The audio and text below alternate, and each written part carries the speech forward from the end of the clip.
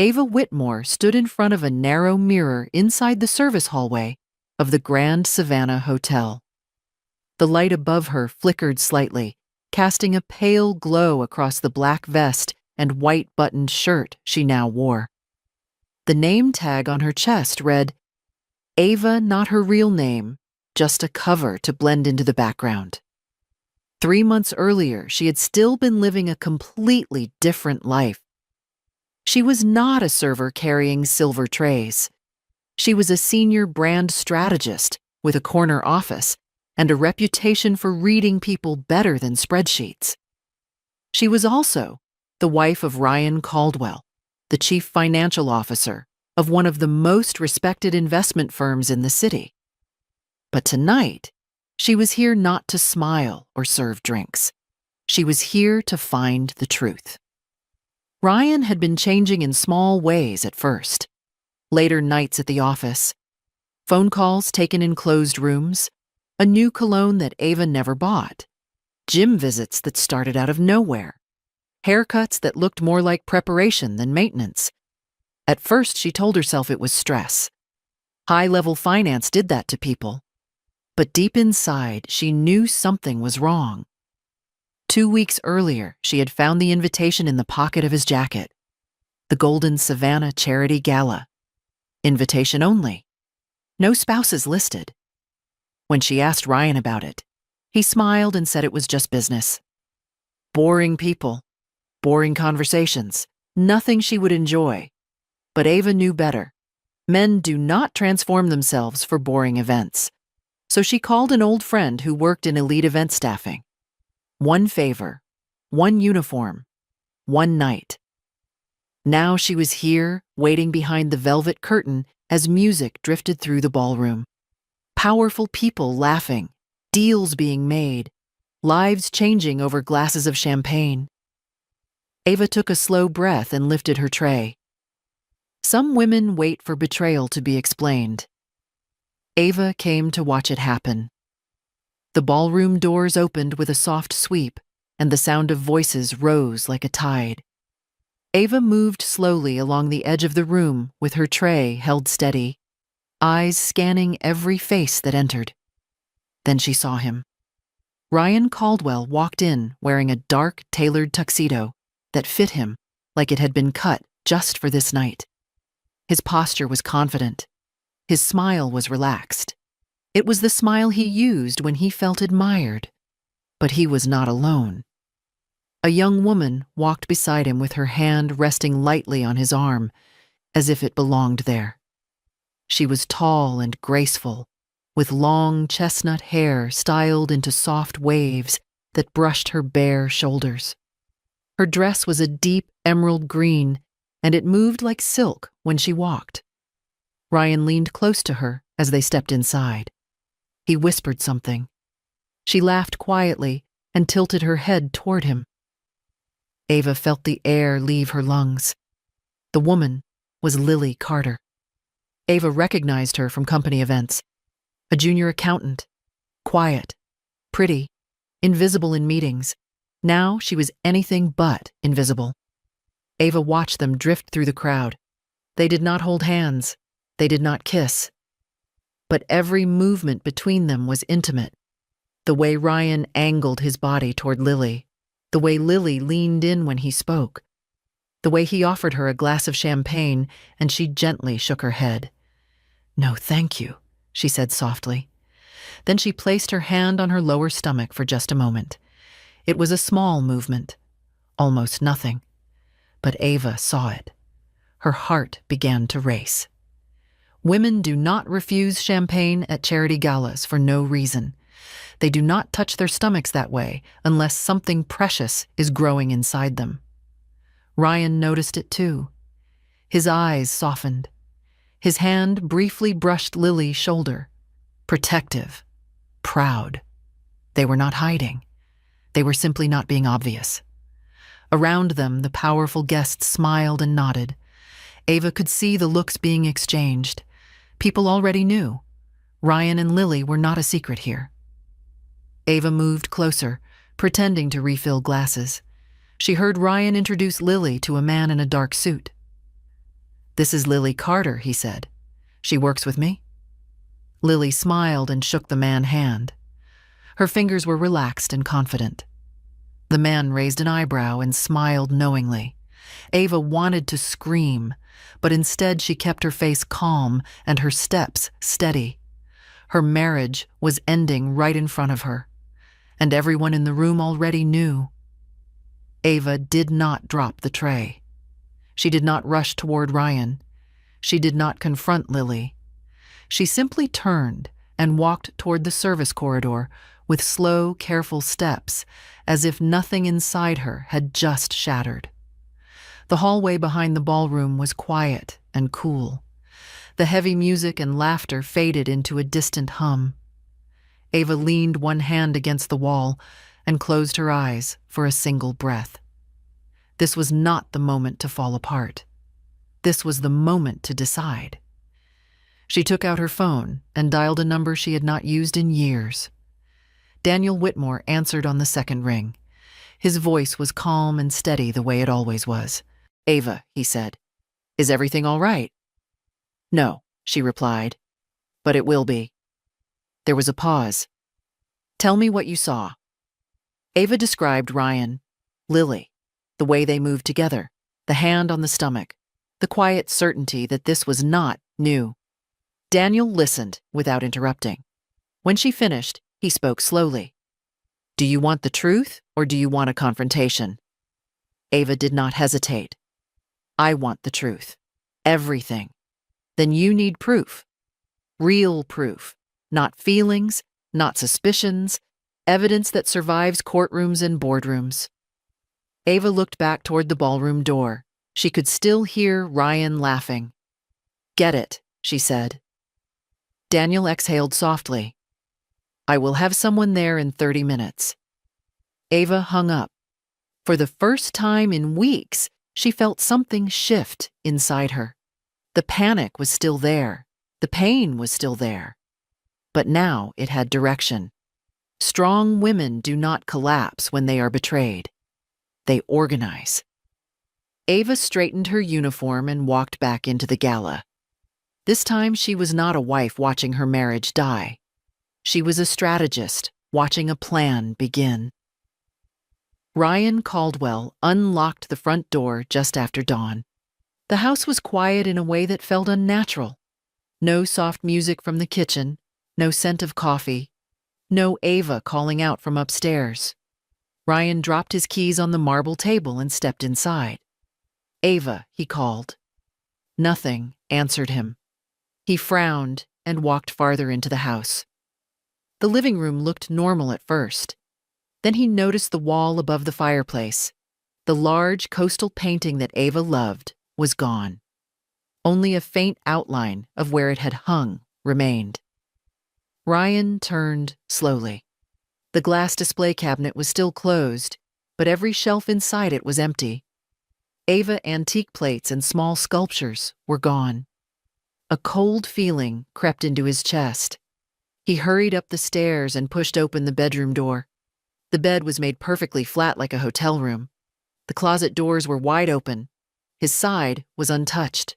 Suits, shoes, ties, all exactly where he left them. Ava's side was empty. No dresses, no handbags, no shoes, not even the velvet hangers she loved. Ryan stared at the space where her life had been. "What is this?" he whispered. On the nightstand lay two things, Ava's wedding ring and a thick envelope. Ryan picked up the ring. It felt heavier than it should have. He turned it in his fingers, then slipped it into his pocket. He reached for the envelope and tore it open. The first page was not a letter. It was a legal document. Petitioner Ava Whitmore. Respondent Ryan Caldwell. Ryan laughed softly. "This is a joke," he muttered. He flipped the page. Photographs. Him and Lily walking out of a hotel together the night of the gala, kissing under streetlights. Timestamps, locations, clear and undeniable. His breath came faster. He turned another page. A letter on Whitmore and Associates letterhead. "Dear Mr. Caldwell, We represent Ms. Ava Whitmore in this divorce proceeding. By the time you read this, she has vacated the marital residence. Please review Clause 14, Section B of your prenuptial agreement. Ryan frowned. The prenuptial agreement. He remembered it well. He had insisted on it. He read the clause. If the primary income earner commits proven adultery, all marital assets, including real estate and company interests, transfer to the injured party.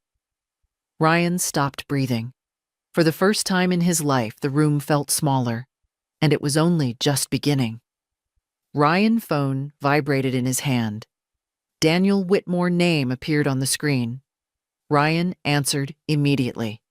"Daniel, what is going on?" he demanded. "This is insane. Ava has lost her mind." Daniel's voice was calm and distant. "You should check your email, Ryan." There was a pause as Ryan opened his laptop with shaking hands. A board notice filled the screen. Emergency meeting. Shareholder vote. Executive suspension. "What is this?" he whispered. Daniel spoke slowly. Ava attended the meeting this morning. Her attorneys were present. Ryan felt the ground shift beneath him. Why would she be there? She has nothing to do with the board. Daniel let out a small breath. "You really never bothered to learn about her family, did you?"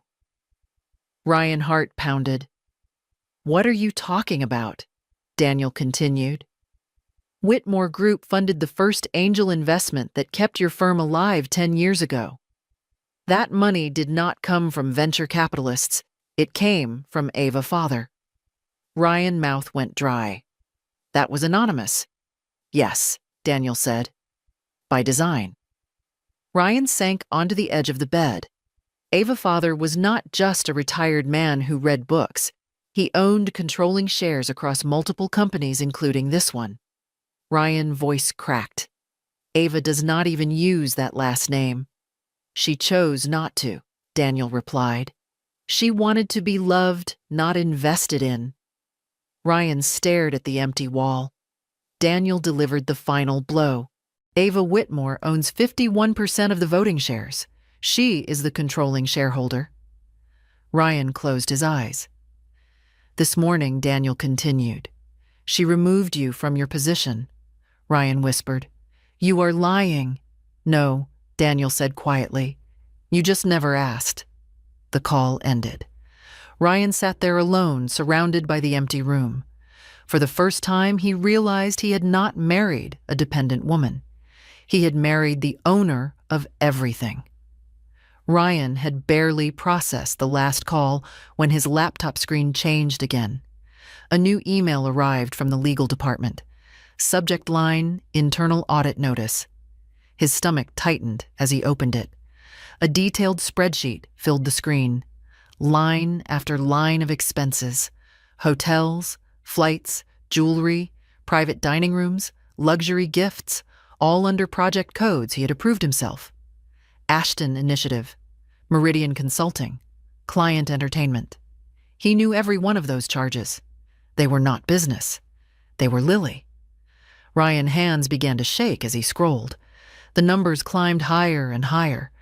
$342,000. Company money. Not his bonus. Not his salary. Stolen. His phone buzzed again. This time it was the bank. "We regret to inform you that all accounts under your name have been temporarily frozen due to suspected financial misconduct." Ryan slammed his laptop shut.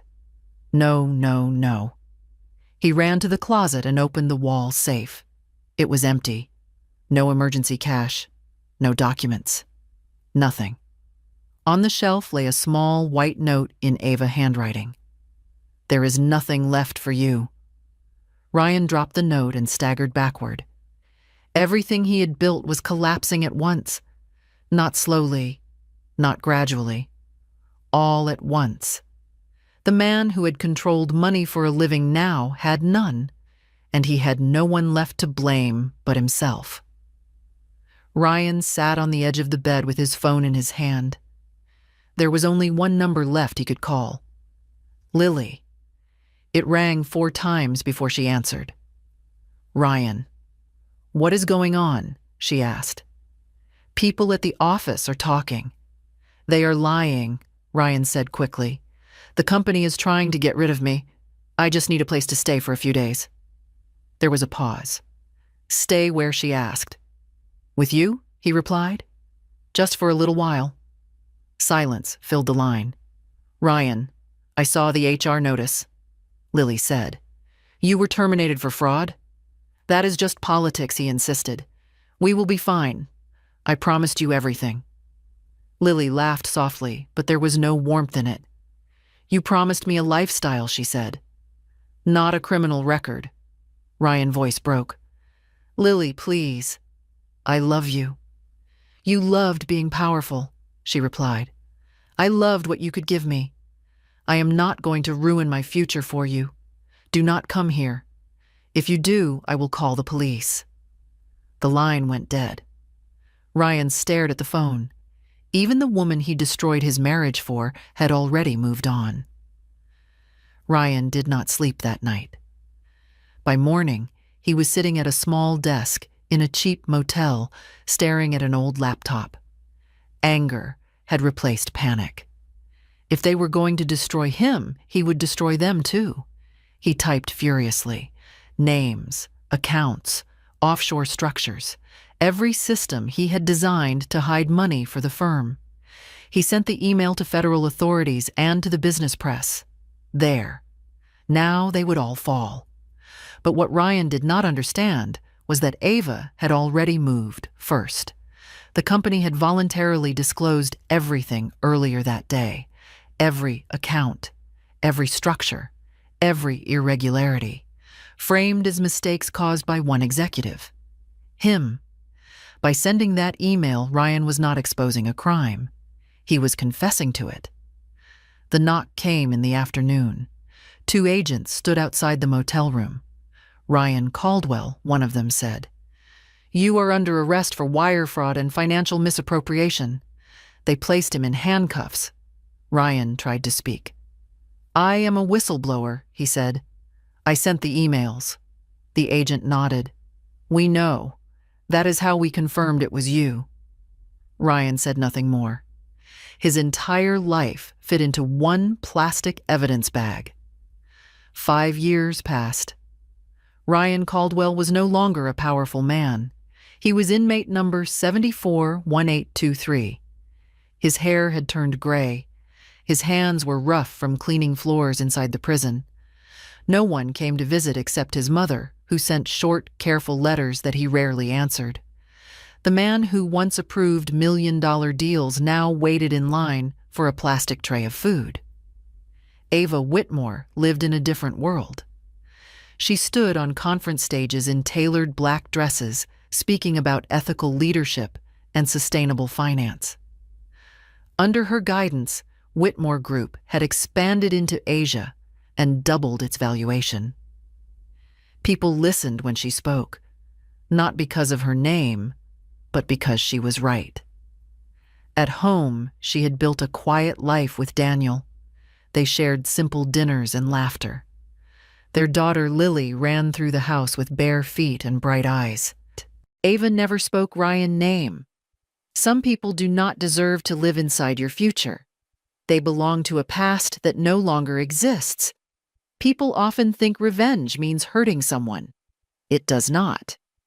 Real revenge is refusing to let someone continue to benefit from your silence. Ryan Caldwell did not lose his life because Ava destroyed him. He lost it because he built it on lies. Ava did not scream. She did not beg. She did not expose him on social media. She simply told the truth in the right rooms. That is why the consequences were permanent. If you are listening to this and you feel trapped in a relationship where respect has disappeared, remember this. You do not need to be louder. You need to be clearer. If this story spoke to you, leave a comment and tell us where you are watching from. And if you believe quiet strength always wins, remember to like, share, and subscribe to The Art of Revenge. Your story may be next.